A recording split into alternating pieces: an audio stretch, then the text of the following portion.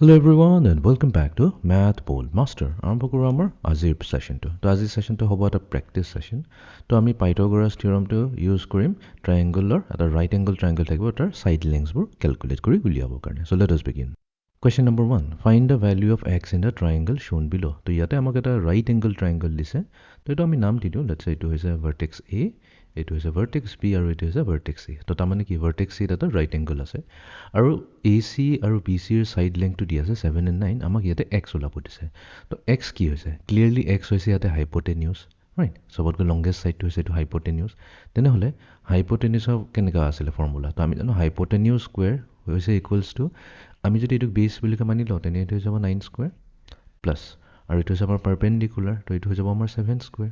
তো দুইটা আমি ক্যালকুলেট কৰিলো x স্কয়াৰ। সো 9 স্কয়াৰ হৈ গল আমাৰ 81, 7 স্কয়াৰ হৈ গল আমাৰ 49। দুইটাকে এড কৰি নিও। তো এটো 50 plus 80 হৈছে 130 হৈ যাব। বাট আমাক x স্কয়ার নালাগে, আমাক x এ লাগে। তো তাৰ কাৰণে আমি কি কৰি লম? স্কয়াৰ ৰুট লৈ লম। তো স্কয়াৰ ৰুট লৈ ললে এফালে পাই যাম স্কয়াৰ ৰুট অফ 130 আৰু লেফট হ্যান্ড সাইডে থাকিব x। তো তাৰমানে আমাৰ কি হৈ গল? অপশন বি টো কাৰেক্ট হৈ গল। তো অপশন বি সিলেক্ট কৰি আমি ভেৰিফাই কৰি লম। ওকে, এতিয়া আমি যাও নেক্সট কোৱেশ্চন টো। সো এগেইন আমাক এটা ৰাইট এংগল ট্ৰায়াঙ্গল দিছে A B and C। তো ৰাইট এংগল হৈ আছে B। ইয়াতে আমাৰ x কি হৈছে? এটো হৈছে আমাৰ পাৰপেন্ডিকুলাৰ, এটো হৈছে আমাৰ বেস আৰু এটো হৈছে আমাৰ হাইপোটেনিউস।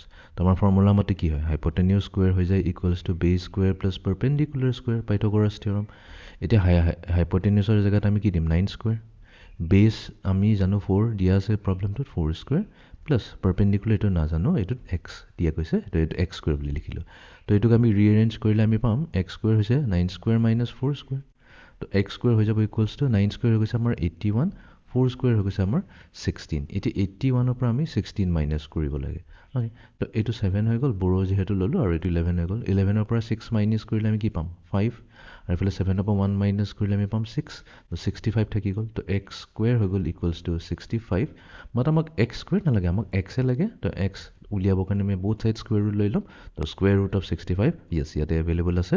তো আমি কি কৰিম? অপশন সি টো সিলেক্ট কৰি আমি ভেৰিফাই কৰি লম।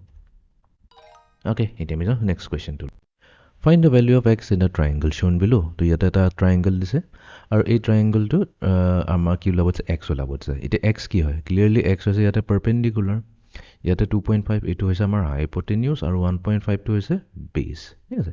তো তাৰ মানে hypotenuse square equals to perpendicular square plus base square. Hypotenuse square দি আছে 2.5, তো 2.5 whole square equals to perpendicular তো আমি নাজানো, এটো x লিখি দিলো প্লাস b হৈ যাব 1.5 হোল স্কয়ার। এটা 2.5 হোল স্কয়ার হৈ গৈছে আমাৰ 2.25 নাই 6.25, 6.25 equals to x square, 1.5 whole square হৈছে 2.25।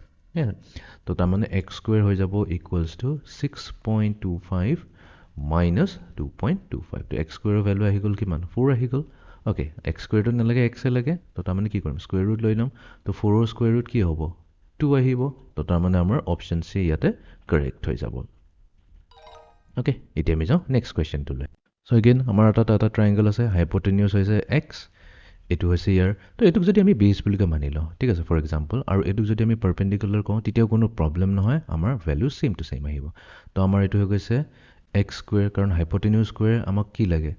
Perpendicular square plus base square, right? তো x স্কয়ার হৈ যাব, এটো হৈ গল 36, এটো হৈ গল আমাৰ 64। সো x স্কয়ার হৈ যাব ইকুয়ালস টু 100, বাট আমাক x এ লাগে, x মানে হৈ গল স্কয়ার ৰুট অফ 100। তো x দিব আমাক ইকুয়ালস টু 10।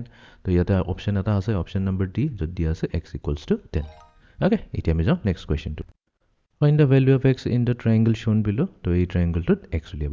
x কি হৈ গল? এগেইন হাইপোটেনিউস, এটোক যদি পারপেন্ডিকুলার কওঁ আৰু এটোক বেস কওঁ তেতিয়াও প্ৰবলেম নাই, বা এটোক আমি বেস কৰি পেলাই এটোক পাৰপেন্ডিকুলাৰ কৰিলে কোনো ইস্যু নাই, আমি ভ্যালু সেম টু সেম পাম। তো আমাৰ হ'ব h square equals to 7 square plus 4 square. তো x স্কয়ার হৈ যাব equals to 49 plus 16x square।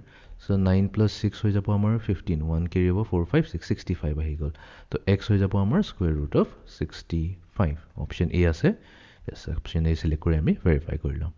Okay, next question, question number 6। তো এটো হৈ গল আমাৰ বেস 7, হাইপোটেনিউস হৈ গল আমাৰ 9, আৰু x হৈছে আমাৰ perpendicular যোনটো আমি ক্যালকুলেট কৰি উলিয়াব লাগে তো ইয়াতে আমি লম যে hypotenuse square equals to base square plus perpendicular square তো এটা হল 81 এটো হৈ গল আমাৰ 49 plus x square তো x square হে আমাক লাগে x square যাব 81 minus 49 so x square হৈ যাব equals to এটো হৈ যাব 2 7 minus 4 মানে 32 x হৈ যাব তেতিয়া square root of 32 তো ওকে আছে ইয়াতে অপশন b হৈ গল আমাৰ 30 square root of 32 okay এতিয়া আমি যাও লাস্ট কোৱেশ্চন টু লৈ কোৱেশ্চন নম্বৰ 7 তো ইয়াতে আমাক x ওলাব দিছে তো এতিয়া এইটো কি হৈ গল এইটো হৈ গল আমাৰ বেস এইটো হৈ গল আমাৰ হাইপোটেনিউস আৰু এইটো হৈ গল আমাৰ perpendicular তো আমাৰ ফৰ্মুলাৰ মতে কি হ'ব 15 square hypotenuse square equals to base square যোনটো হৈছে 9 plus hypotenuse plus perpendicular to p but p নকৈ পেলাই আমি কি কম ইয়াতে